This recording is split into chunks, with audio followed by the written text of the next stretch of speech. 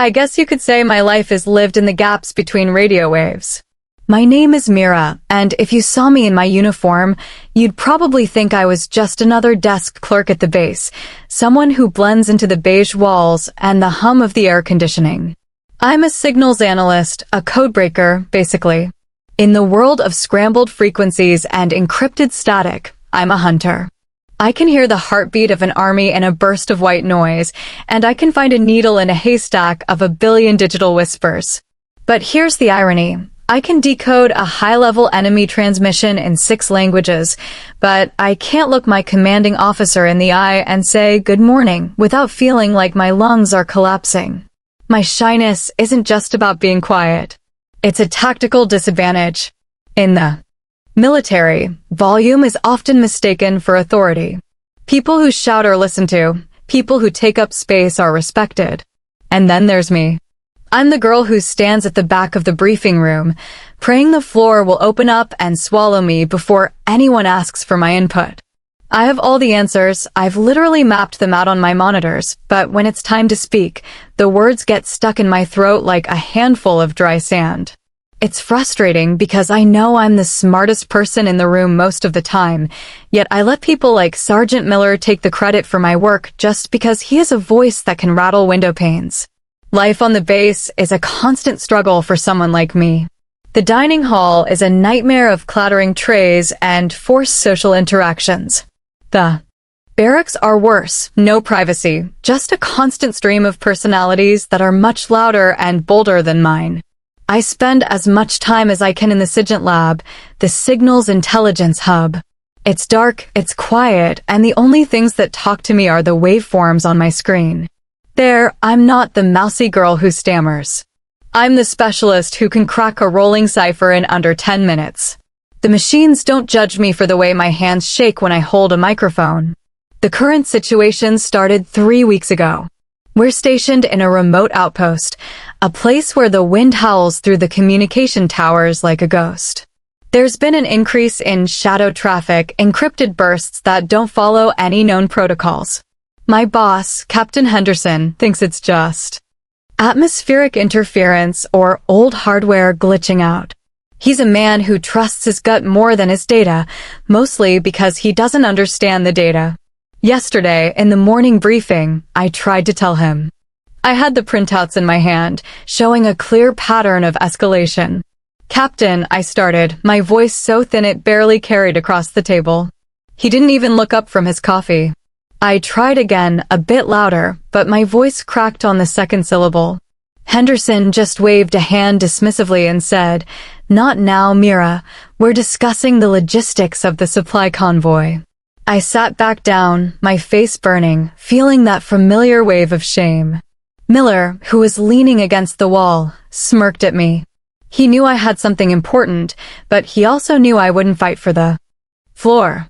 So, the warning went unheard, tucked away in my folder, while the room moved on to louder, less important things. I went back to my station and put my headphones on. The world vanished, replaced by the high-pitched whine of an intercepted satellite feed. I started digging deeper. If they wouldn't listen to me, I'd have to find something so undeniable that even Henderson couldn't ignore it. But as I scrolled through the raw data, I realized the problem wasn't just the enemy. It was the gatekeeper inside my own head. My shyness was becoming a security risk. If there was a real threat buried in these codes, and my gut told me there was, my inability to speak up was as dangerous as a leaked password. I stared at the blinking cursor, feeling a cold dread settling in my stomach. The static was changing. The shadows were moving. And I was the only one watching. The night shift is when the world truly reveals its secrets. While the rest of the base is asleep, tucked away in their bunks, the airwaves are alive with a frantic energy that most people never sense.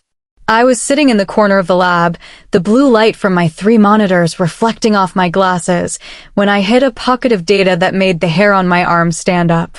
It wasn't a standard military broadcast. It was a ghost frequency, a low-power transmission that used the ambient noise of a nearby power grid to hide its signal. To any other analyst, it would look like a faulty transformer or a leak in the electrical shielding. But I recognized the cadence. It was a rhythm I'd been tracking in my dreams for weeks.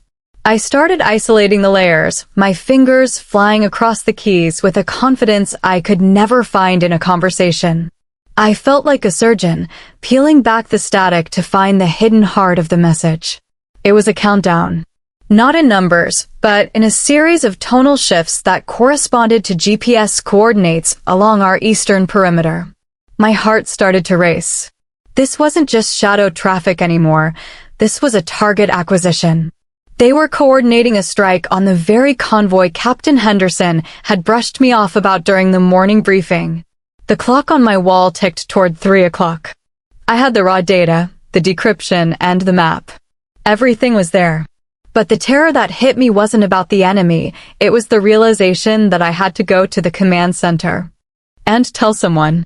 I had to walk into a room full of high-ranking officers, interrupt their routine, and make them believe me. Just the thought of it made my throat tighten until it felt like I was breathing through a straw. I sat there for 5 minutes, paralyzed by the image of Henderson's annoyed face and the way the room would go silent when I walked in. Maybe I'm wrong, I whispered to the empty room. Maybe I should just wait for the morning shift. But then I saw the coordinates again. The convoy would reach that point at dawn. If I waited, people would die. Real people I saw every day in the mess hall. I took a deep breath, printed out the maps, my hands shaking so badly the paper rattled, and forced myself to stand up. Every step toward the command center felt like I was walking toward a firing squad. The hallways were long and dimly lit, the sound of my boots on the linoleum echoing like gunshots. My mind was a mess of what-ifs. What if they laugh?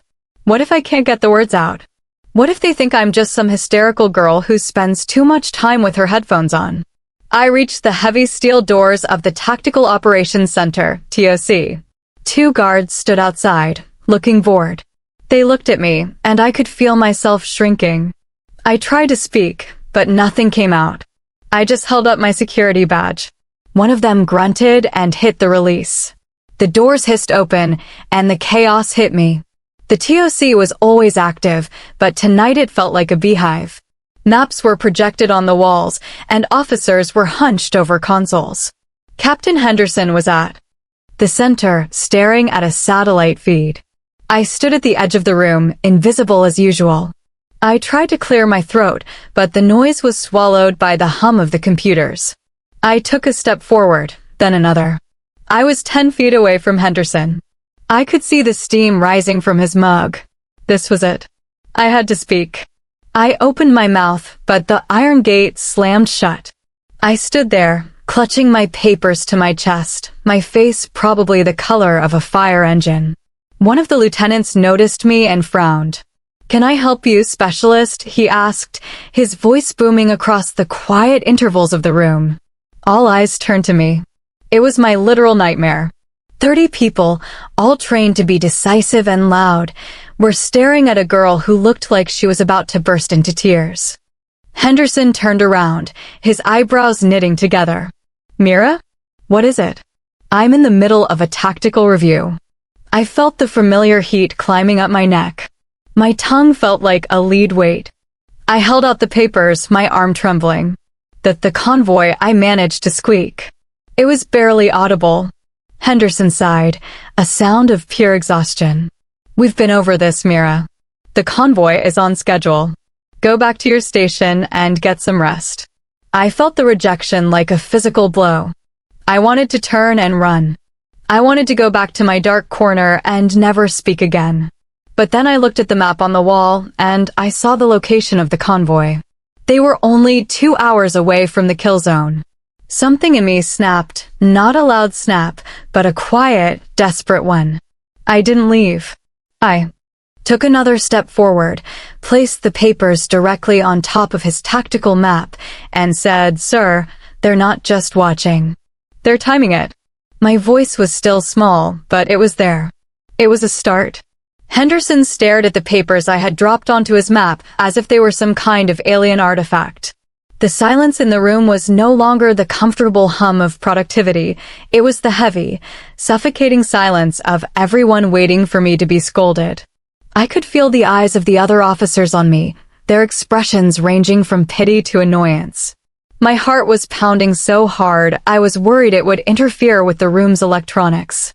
I wanted to apologize, to snatch the papers back and vanish into the night, but my feet felt like they were rooted into the floorboards.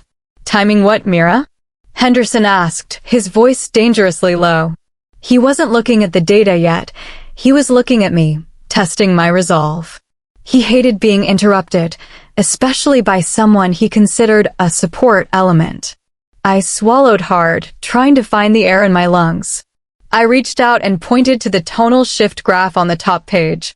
I explained that the frequency wasn't a glitch, but a synchronized pulse. I told him that every time the convoy hit a milestone, the pulse changed. I whispered that it was a proximity trigger, and that the enemy was using our own GPS pings to track the trucks in real time. Henderson finally looked down at the papers. He was a man of action, not math, but even he could see the spikes in the graph where I had highlighted them. He looked back at the main screen, then back at my data. The room stayed quiet. I realized I was still holding my breath, and my vision was starting to swim at the edges. I felt a sudden, sharp jab of fear, not of the captain, but of the possibility that I had spoken too late. I told him we had 90 minutes before they reached the gorge, and that if we didn't reroute them now, we wouldn't just lose the supplies, we would lose 20 soldiers. Suddenly, Sergeant Miller stepped into the light. He had been lurking by the coffee station, and he walked over with that arrogant stride that always made me feel even smaller. He leaned over Henderson's shoulder and let out a short, mocking laugh. He told the captain not to listen to me, claiming I was seeing ghosts in the wires again. He said that a girl who can't even speak during a morning briefing shouldn't be dictating tactical movements for a multi-million-dollar convoy. He looked at me with a smirk, his eyes telling me exactly what he thought of me. I was a fluke, a nervous wreck who had finally lost her mind. I felt the familiar urge to shut down. The gate in my throat was begging to be locked. Everything in my body was screaming at me to agree with him, to say I was mistaken, and to retreat to my lab. But then I looked at the names on the convoy manifest sitting on the corner of the desk. I saw Davis and Rodriguez. I had sat next to Rodriguez in the mess hall yesterday. He had complained about the lukewarm soup and talked about his daughter's upcoming birthday. If I stayed shy now, Rodriguez's daughter wouldn't have a father to celebrate with. I looked at Miller, and for the first time in my life, I didn't look away. My voice was shaking, and I was sure my face was a blotchy mess of red and white, but I told him that I wasn't seeing ghosts. I told him that while he was busy drinking coffee and talking about gut feelings, I was actually doing the work. I pointed to a specific line of code I had decrypted and told him that this was the serial number of the mortar systems the insurgents used. I told him that if he didn't believe the math, he could go out there and wait for the explosion himself. The room gasped. I couldn't believe I had just said that. Miller's face turned a deep, angry shade of purple, and he stepped toward me, his chest puffed out to intimidate me. But Henderson held up a hand, stopping him. The captain was finally reading the data with the intensity it deserved. He picked up the phone and ordered the communications officer to patch him through to the convoy lead immediately. He didn't look at me, but he told the room to get the drone feed over the gorge right now. I stood there, trembling as the TOC erupted into a different kind of chaos. This was the chaos of a mission changing in midair. Orders were being barked, maps were being shifted, and the drone operators were frantically searching the hillsides. I felt like I had just survived a car crash. I slowly backed away from the center table, trying to find a corner where I could be invisible again. My job was done. I had delivered the message. But as I watched the screen, a new fear took hold. The drone feed came online, showing the dusty road and the deep shadows of the gorge. There, tucked under a rocky overhang that shouldn't have been there, was a heat signature. It was a mortar team. I was right.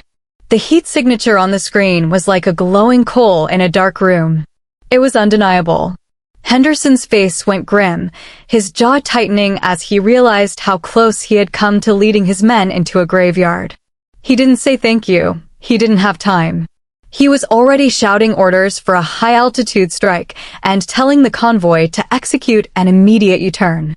The room was a whirlwind of activity, but in the center of it all, I felt like a ghost that had suddenly regained its solid form. I looked at Miller, who was now staring at the screen with his mouth slightly open, his arrogance replaced by a stunned, hollow silence. I wanted to feel triumphant, but the adrenaline was starting to wear off, leaving me cold and lightheaded. I retreated to the far wall, leaning my back against the cold metal of a server rack. My hands were still tucked into my sleeves to hide the tremor. I watched as the drone's crosshairs locked onto the target.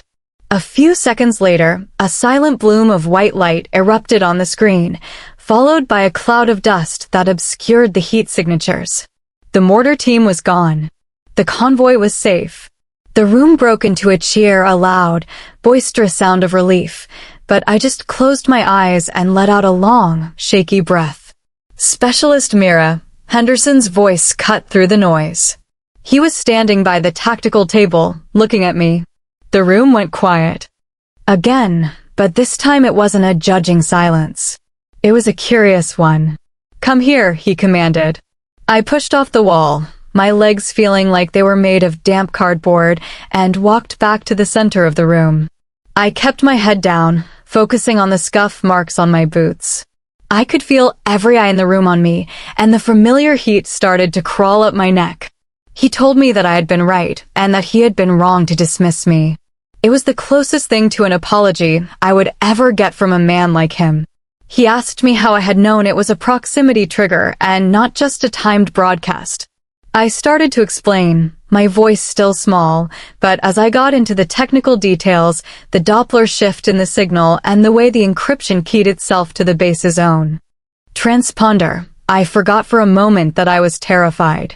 I was back in the world of numbers and waves. I was the expert. I didn't see the officers. I saw the logic of the signal. But then Henderson asked the one question I wasn't prepared for. He asked why I hadn't pushed harder in the morning. He asked why I had let him walk out of the room when I knew lives were at stake. The iron gate slammed shut instantly. The confidence I had felt explaining the math vanished. I stood there, my mouth opening and closing like a fish out of water. I couldn't tell him that I was more afraid of his frown than I was of an enemy mortar. I couldn't tell him that my own brain was a battlefield where I lost every single day. I just looked at the floor and whispered that I was sorry. "Don't be sorry," he said, his voice surprisingly gentle. "Be louder. In this uniform, your silence is a liability we can't afford." He turned back to the screens, dismissing me with a nod. I walked out of the TOC, the heavy doors hissing shut behind me. The hallway felt even longer now. I made it back to my lab, shut the door, and slumped into my chair. I didn't turn on the lights. I just sat in the glow of the monitors, the quiet hum of the machines finally wrapping around me like a familiar blanket. I had saved the convoy, but Henderson's words were echoing in my head. Your silence is a liability. The next few days were strange. Word had gotten around the base. People who had never looked at me before were now nodding when I passed them in the hall. Rodriguez, the driver I had seen in the manifest, actually stopped me outside the mess hall. He didn't say much, just gripped my shoulder for a second and told me he owed me one. I couldn't even manage a "you're welcome." I just nodded and hurried away, my heart hammering. I felt like an imposter. I hadn't done it because I was brave. I had done it because I was desperate. But the mission wasn't over. The mortar team was just a small piece of a much larger puzzle. As I went back to the ghost frequencies, I realized that the encryption was evolving. The enemy knew we had cracked their system. They were moving to something more complex, something that used a layer of ancient, handwritten codes combined with modern digital bursts. It was a hybrid system, and it was beautiful in its cruelty. And the most terrifying part? The signals were coming from inside the base's perimeter. Finding a signal that originates from within your own walls is like realizing the shadow in the room is actually a person standing right behind you. I stared at the triangulation data on my screen, my breath hitching in my throat. The pings were faint, masked by the massive electromagnetic noise of the base's main power generators, but they were there. Someone on this base was transmitting a low-burst signal every night at 4 a.m. It wasn't an automated system. The rhythm had the slight, irregular hesitations of a human hand on a key. My first instinct, my lifelong instinct, was to keep this to myself until I was 100% certain. My shyness always made me doubt my own eyes. I'd tell myself I was overthinking it, or that it was just a technical glitch, because the alternative meant another confrontation. It meant going back to the TOC and telling Henderson that we had a traitor in our midst. The thought of it made my stomach do a slow, nauseating flip. I could already hear Miller's voice mocking me. Now the mouse thinks we're being haunted from the inside.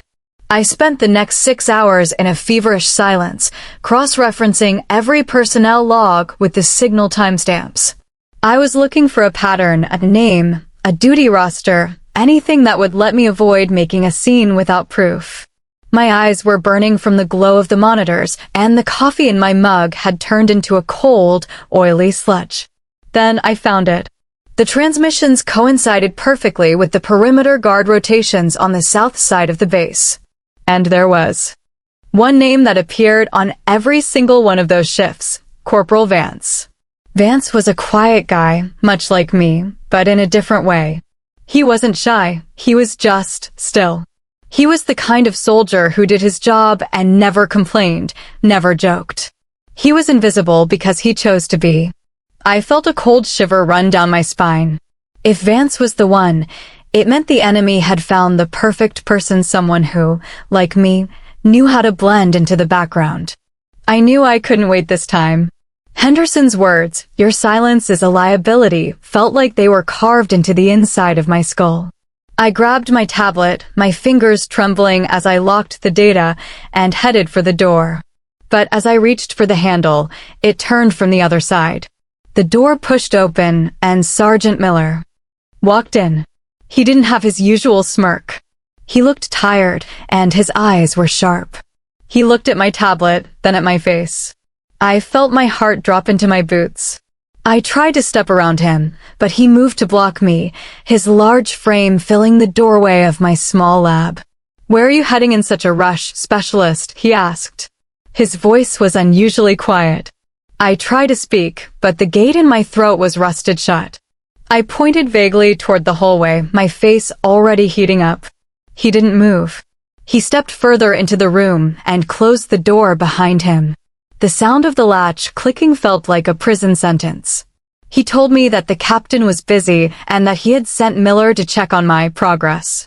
He reached out his hand, silently demanding the tablet. My mind was racing. Did Miller know?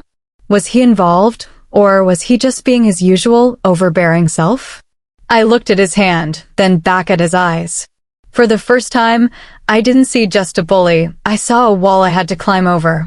It's for the captain," I whispered, my voice cracking. I clutched the tablet to my chest, the hard plastic edges digging into my skin. Miller took a step closer. The air in the small lab felt thick and hard to breathe. He told me that he was the NCOC, the non-commissioned officer in charge, and that anything meant for the captain went through him first. He said it was time I learned how the chain of command worked. His voice was steady, but there was an edge to it that I had never heard before, a tension that felt like a coiled spring. I looked at the door, then at the red emergency button on my console. If I pushed it, sirens would go off, but I'd look like a fool if I was wrong. If I gave him the tablet, the data might disappear. My shyness was screaming at me to just give in, to avoid the conflict, to let him take the burden. It would be so easy to just be the quiet girl again. But then I remembered Rodriguez's daughter. I remembered the heat signature of the mortar team. I took a deep breath, and instead of handing him the tablet, I tucked it under my arm and looked him straight in the eyes. I told him, with a voice that was small but didn't shake, that this was a Class A intelligence matter. I told him that according to Protocol 4, I was required to deliver it to the CO personally. I asked him to move out of my way, Sergeant. The silence that followed was the longest 3 seconds of my life. Miller stared at me, his eyes widening slightly. I thought he was going to grab me, but then he did something unexpected. He stepped back and opened the door. He didn't apologize, but he didn't stop me either.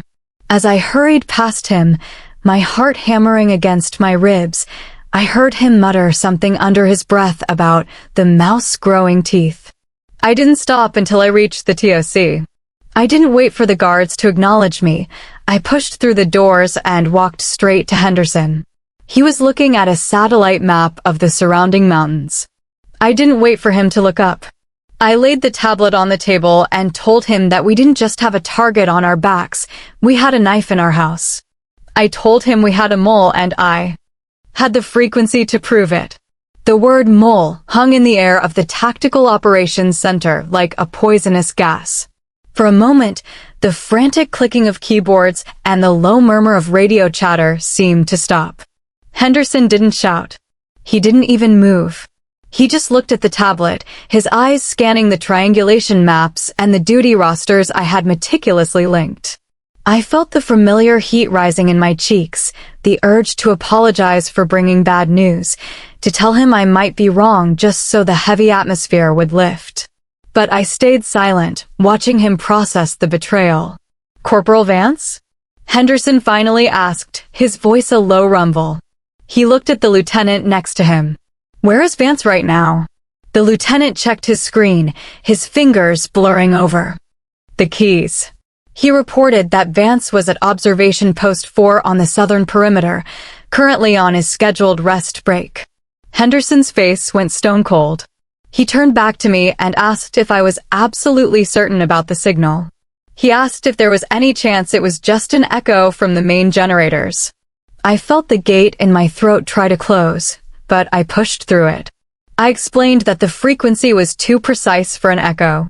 I told him about the human hand on the key, the slight variations in the Morse style gaps that no machine would make. I told him that Vance wasn't using the base's high-power arrays. He was using a localized burst transmitter, likely hidden somewhere near the guard shacks. I was speaking faster now, the technical details acting as a shield against my social anxiety. In the world of signals, I was the commander. Henderson nodded and looked at his security team. He didn't send a squad with sirens and shouting. He knew that if Vance was transmitting, he might have a dead man switch or a way to alert the enemy that the game was up. He ordered a silent apprehension. He told them to cut the power to the southern sector under the guise of maintenance and then move in. And then, he looked at me. He told me he wanted me in the ear of the strike team. He said that if Vance tried to transmit one last warning, I was the only one who could catch it and jam it in time. My heart nearly stopped. He wanted me to go from the safety of my lab to the front line of an arrest. I wanted to say no. I wanted to tell him that I belonged behind a monitor, not in a tactical headset with the life and death breathing of soldiers in my ears. But Henderson didn't give me a choice. He pointed toward a headset at the secondary comm station. I walked over, my legs feeling like they were made of lead, and adjusted the mic. My hands were shaking so much I could barely plug in the jack. "Specialist Mira is on the net," Henderson announced. The audio feed from the security team came alive. I heard the crunch of gravel under boots and the rhythmic, heavy breathing of men moving in the dark. I closed my eyes, focusing entirely on the static. I wasn't in the TOC anymore. I was a digital ghost hovering over the southern perimeter. I scanned the frequencies, my ears tuned to the specific hiss of Vance's transmitter. For 10 minutes, there was nothing but the sound of the wind and the soldiers' quiet coordination. Then I heard it. A faint, high-pitched whine, like a mosquito in a quiet room. "He's warming up the capacitor," I whispered into the mic. My voice was steady, surprising even myself. "Frequency 44.2. He's about to send." Move, move, move. Henderson barked into the radio. I heard a sudden crash, the sound of a door being kicked in followed by a muffled shout. My screen showed a sudden spike in the signal, a frantic burst of data trying to escape the base. He's sending, I shouted, no longer caring about being quiet. I grabbed the manual override on my console and slammed the jam sequence I had prepared. I flooded the 44.2 frequency with white noise, a digital wall of sound that drowned out Vance's plea for help. On my monitor, I watched his signal struggle, sputter, and finally die. The radio erupted with the sounds of a struggle, the clatter of gear, and finally, the word secure. Package is in custody. I slumped back in my chair, the headset suddenly feeling 10 times heavier. My forehead was damp with sweat, and I felt like I had just run a marathon. Henderson walked over to me. The entire TOC was watching. He didn't give me a medal, and he didn't make a speech. He just placed a heavy hand on my shoulder and told me that I had held the line. He said that the mouse didn't just have teeth, she had a roar. I looked at the floor, the red blotches returning to my face, but for the first time, I didn't feel ashamed of them.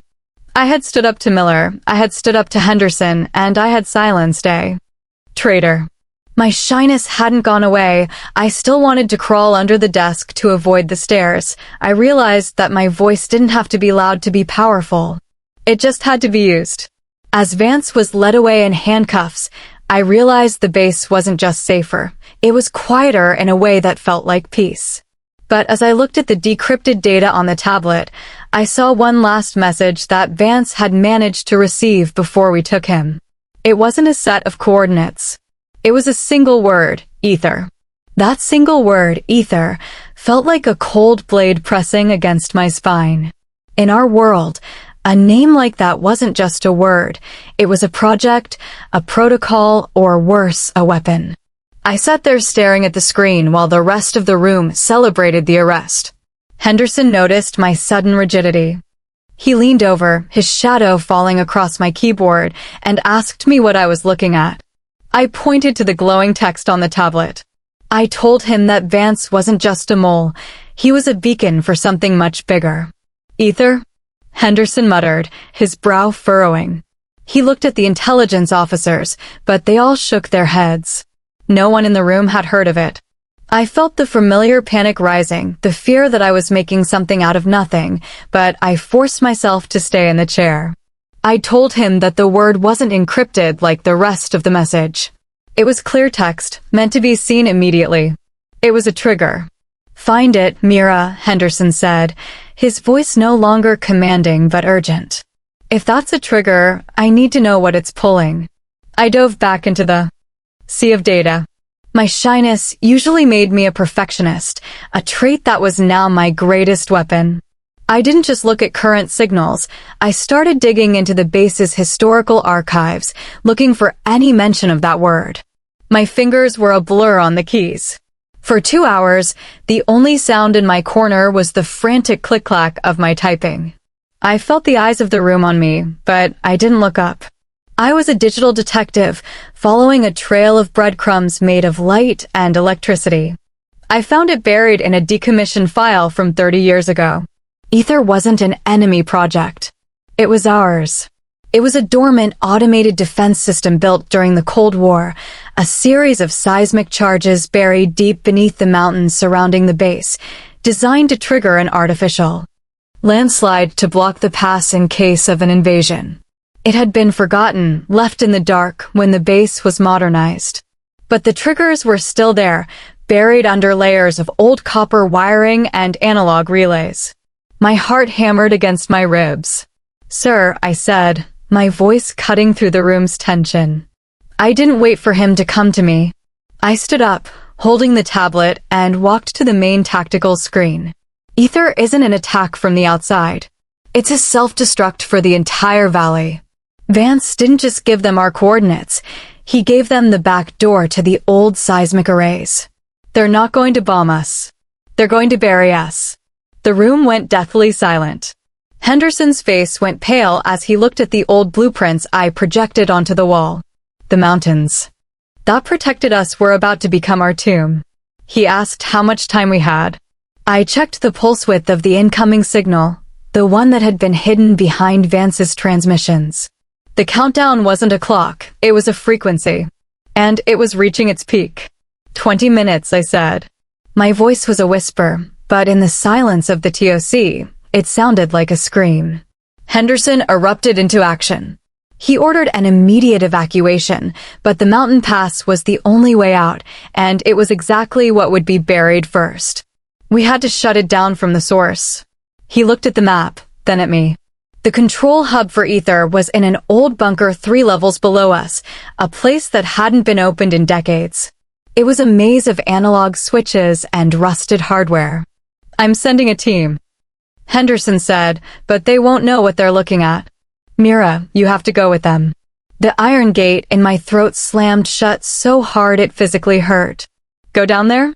Into the dark with a tactical team under the pressure of a ticking mountain? I wanted to say no. I wanted to tell him I was just a girl with a headset. I looked at the soldiers, men twice my size, armed to the teeth, looking at me for guidance. I was terrified of the dark, terrified of the responsibility, and terrified of failing. But then I looked at the screen and saw the seismic sensors beginning to twitch. I didn't say a word. I just grabbed my portable diagnostic kit and nodded. I followed the strike team toward the elevator, my boots heavy, my breath shallow. As the doors closed, Miller stepped in beside me. He didn't say anything, but he checked his sidearm and then looked at me. He didn't smirk. He just said, "Stay behind me, specialist.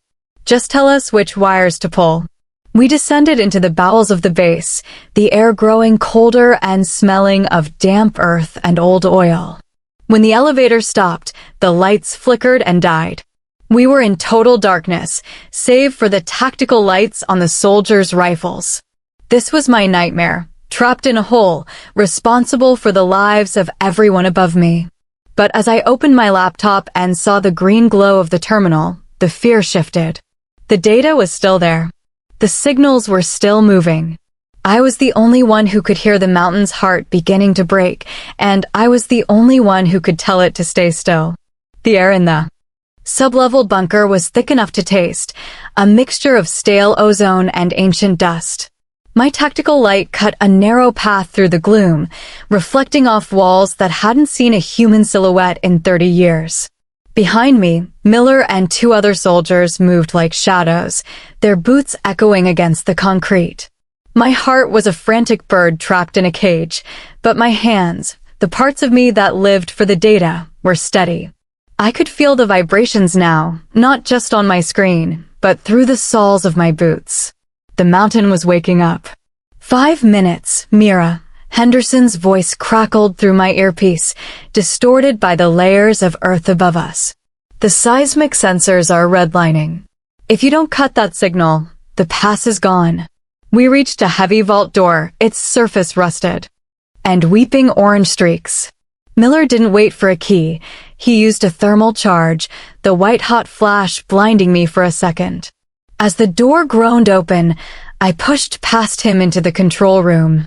It was a graveyard of vacuum tubes and massive copper bus bars.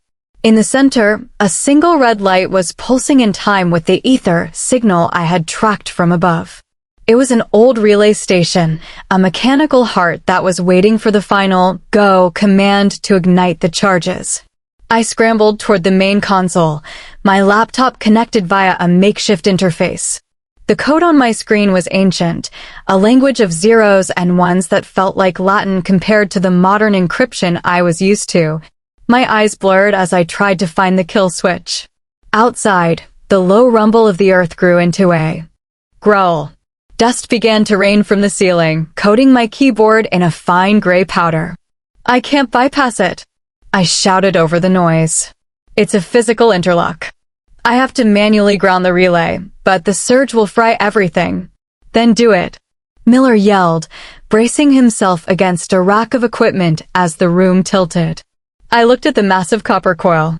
It was humming, a deep, resonant vibration that made my teeth ache. I knew what I had to do. I had to reach into the guts of the machine and pull the master fuse, a heavy, lead-weighted handle that required more strength than I thought I had. I stood before the console, the quiet girl who usually let others open heavy doors. I looked at the handle, then at the soldiers who were looking at me. They couldn't help me with this. It was a delicate sequence. If I pulled it too fast, it would arc, too slow, and the mountain would fall. I grabbed the handle. The cold metal felt like ice. I thought about the thousands of people above us, the families in the valley, and the silent, beautiful signals I had spent my life protecting. I didn't think about my shyness or my shaking voice. I just pulled. The world exploded in a shower of blue sparks. A surge of electricity threw me backward, the smell of scorched hair filling my nose. For a moment, there was a deafening silence. No rumble. No growl. No signal. I lay on the cold floor, my ears ringing, staring at the ceiling as the red light on the console finally flickered and died. Mira? Mira, talk to me. Henderson's voice was frantic in my ear. I tried to speak, but my throat was raw. I coughed, the dust taste bitter in my mouth. Aether is offline, I managed to say. My voice was a rasp, barely a sound at all, but Miller heard it. He let out a roar of triumph that echoed through the bunker. He reached down and hauled me to my feet, his hand nearly crushing mine. He didn't say I was a mouse. He didn't smirk. He just looked at me with a respect that felt better than any medal. When we emerged from the elevator 20 minutes later, the TOC was in a state of stunned relief. As I walked through the doors, the room didn't just go quiet, it stood up. Every officer, every technician, every guard. They didn't cheer this time. They stood in a silent, powerful salute. I felt the heat rising in my face, the old urge to hide behind my hair, but I didn't look at the floor. I walked to my station, sat down, and took a deep breath of the filtered air. Henderson walked over and stood beside me. He didn't make a speech. He just placed a small, silver pin on my desk, the emblem of the Intelligence Corps. You found the frequency, specialist, he said quietly. Now make sure the world keeps listening. I still don't like the mess hall. I still stutter when I have to order a coffee, and I still prefer the company of my monitors to a crowded party. But I don't feel like a ghost anymore. I know that my silence isn't a wall, it's a choice. I'm Mira, the girl who stopped a mountain from falling. And while I might never be the loudest person in the room, I know that when I do speak, the whole world listens to the frequency of the truth. I put my headphones back on. The familiar static filling my ears like a lullaby. The world is full of secrets, and I'm the only one who knows how to hear them.